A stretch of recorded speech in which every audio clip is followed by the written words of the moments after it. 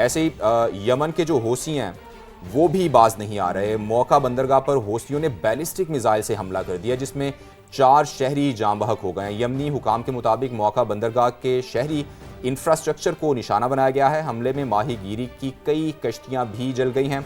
कुछ दिनों पहले हौसियों ने एक और बड़ा हमला किया था। ये मनाजिर आप देख रहे हैं, ये कश्तियाँ जलने के मनाजिर हैं जहाँ पर हमला किया गया है हौसियों की जानिब से।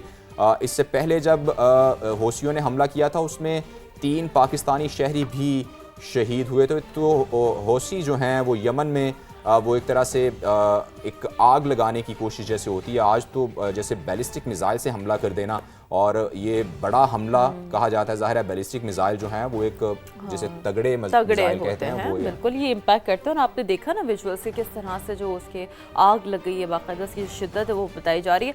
अब जी अमेरिकी सदर का एक और अनोखा ऐलान सामने आ गया, वो आप लोगों को बताते हैं। सदर ट्रंप क्या कह रहे हैं कि बहुत जल्द आपने हुर्मस को अमेरिकी इलाका करार दे दूंगा।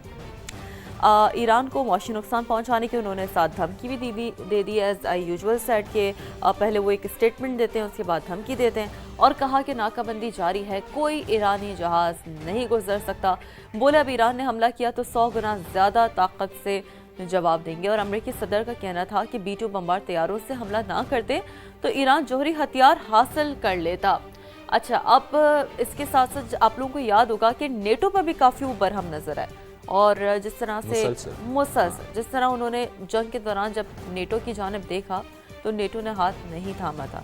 तो वो जब भी अब बात करते हैं तो वो जब एक स्टेटमेंट देते हैं, साथ धमकी लगाते हैं, तो तीसरी बात वो नेटो की करते हैं। अच्छा, मुझे ये हैरत होती है कि जब मगरिब और अमेरिका हमें अखलाकियात का दर्स देता ना तो मुझे वो जैसे वो अक्सर जैसे सार्कास्टिक वे में कहा जाता ना, सी हु इज़ टॉकिंग, मतलब आप खुद क्या कर रहे हैं। यानी आप जाएं, हमला करें और आप ये कह दें कि हमें उस इलाके को अमेरिका का इलाका करार दे देना है हमने। आप वेनेजुएला जाते हैं, आप वहाँ पे सदारती महल पर हमला करते हैं, आप वहाँ के सदर को उठाकर ले आते हैं।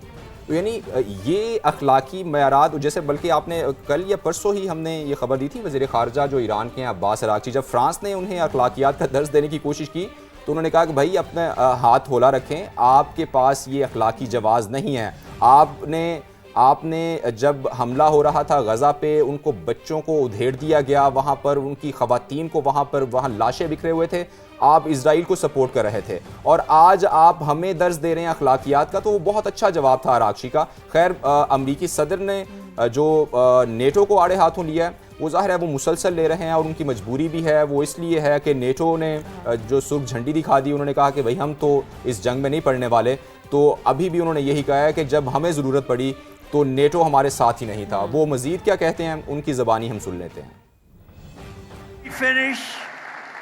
Defeating Iran, which is being very badly defeated. Pretty soon I'll be declaring the Hormuz Strait a territory of the United States.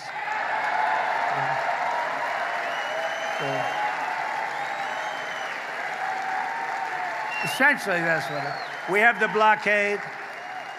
No ships get through unless we want them to. But, and how about Venezuela? Venezuela was a one-day war. And now we work great with them. We've taken in millions and millions of barrels of oil.